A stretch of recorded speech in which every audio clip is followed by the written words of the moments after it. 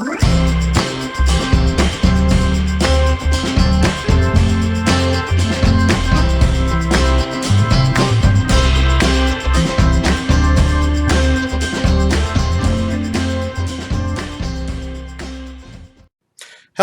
and welcome to the Gamer's Closet. I'm your host, Douglas Weed, and starting off our Halloween-themed game month for October, we're going to start with Milton the Monster. Milton the Monster is a game manufactured by Milton Bradley in 1966. It runs for about 30 minutes of game time, is rated for ages 5 and up, and seats anywhere from 2 to 4 players. But let's dig into it a little further, shall we?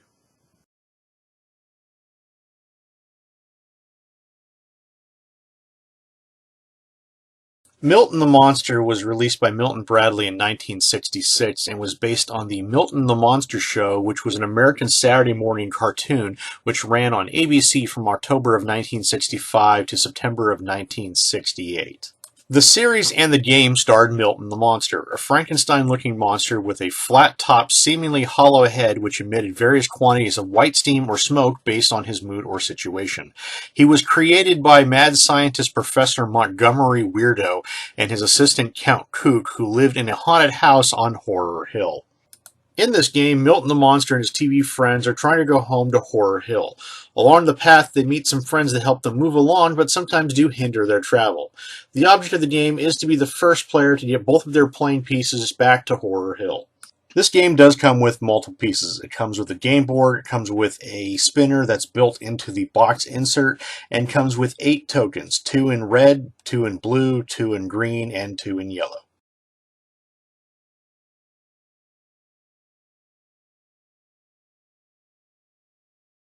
To set up this game, each player selects 2 playing pieces of the same color and places them on the start space.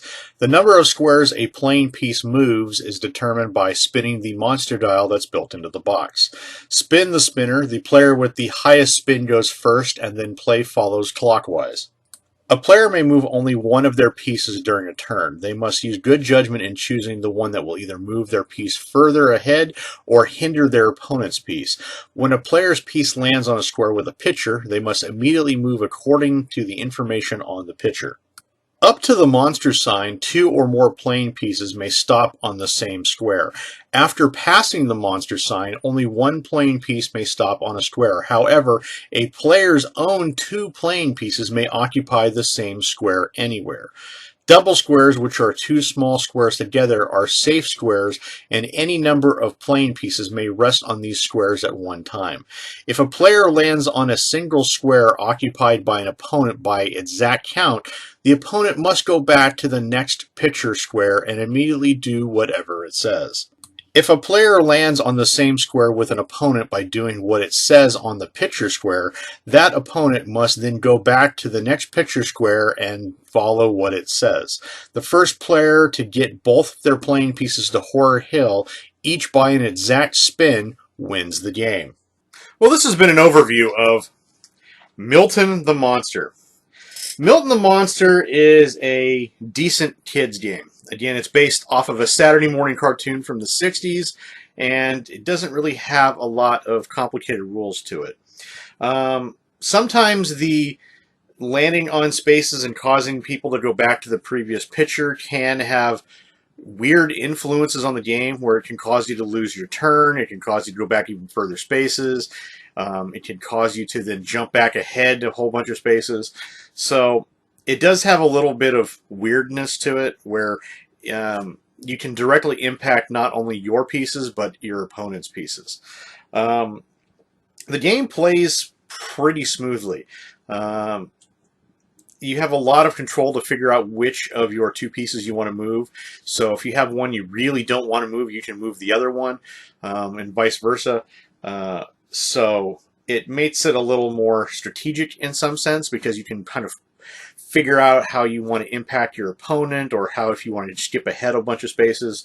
So it does have a slight strategic element to it, which I think is a novel concept, especially in a very basic kids game, because again, like I said, this game does not have a lot of rules to it.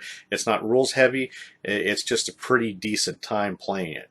The game board itself looks really nice. The insert looks really nice.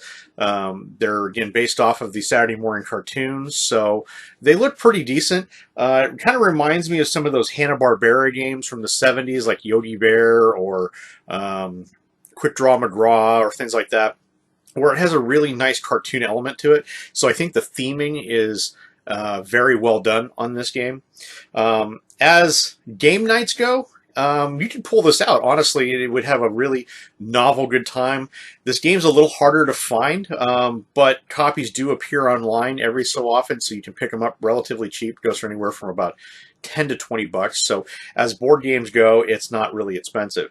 But as like I said, for a game night, it'd be an interesting choice. It's a little more on the retro side instead of the strategic strategy side. So if you have a really good game group, you just want to take a break from something like Twilight Imperium or something like Axis and Allies or something really rules heavy, this would be a decent choice for you. So it's still a fun game, but you can take a break from the heavy-duty box gaming that's out there. If you want to introduce kids to gaming, this is a great choice. Like I said, it was built for kids. It's off of a kid's cartoon. You can even introduce your kids to older cartoons. I think most of the Milton the Monster episodes are on YouTube, so you could go find them relatively easy. So if you want something a little bit retro, I'd give it a shot. I mean, I've played through multiple versions of this, and I think it's a very well-rounded game.